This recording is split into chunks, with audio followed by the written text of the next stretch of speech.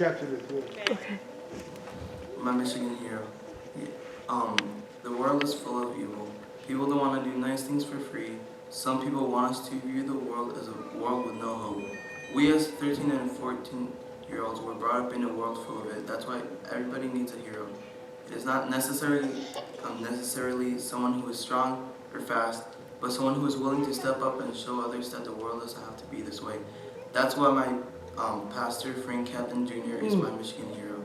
Some people view Pastor Hampton as a man whose life was always perfect, but wasn't always that way for him. Frank Hampton was a young man out of college in 1952 when he was drafted into the U.S. Marine Corps.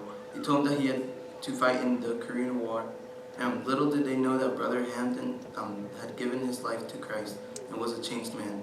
Hampton objected to fighting any human being. Since he had a barber's degree, Frank Hampton then had to serve our country as a master barber. Amen. After being in the church for a few years, Frank Hampton became the pastor and preached for over 50 years. While he was pastor, he also ministered to thousands of people.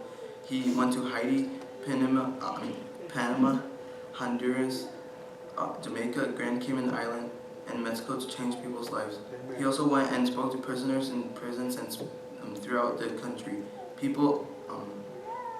Pastor Hampton went to hospitals to pray for the sick. He brought food for those in need. When people were deep in depression, he managed to talk them out of suicide. Another thing Pastor Hampton did was help teenagers get into colleges. Pastor Hampton received many awards for his good deeds throughout his life, but he didn't do it for the awards. He did it because he felt what others had been through and he wanted to help them out. Yes, sir. One of the many things he had accomplished was he went to Washington, D.C. to pray for the U.S. Congress and the House of Representatives. A little while later, Pastor Hampton was presented with the Martin Luther King Award. When people were celebrating Pastor Hampton's 50th year of being a pastor, the city of Jackson named a street after him. Sadly, a year after that, Pastor Hampton passed away. At his funeral, the mayor of Jackson came and spoke about his life. During Frank Hampton's funeral, they read a letter of condolence sent by President Donald J. Trump to Pastor Hampton. When they reached the cemetery, U.S. soldiers marched to his grave, and they placed the American flag over his casket. Then they did a salute at his grave. All my life, I viewed Pastor Hampton as a living legend. Although he passed away, I will still look up to him. He made an impact on thousands of people's lives, including mine.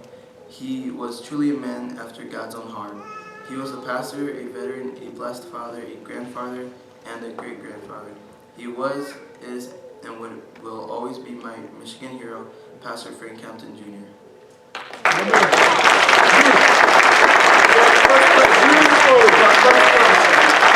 To our first place, and now go to the next stage. Amen.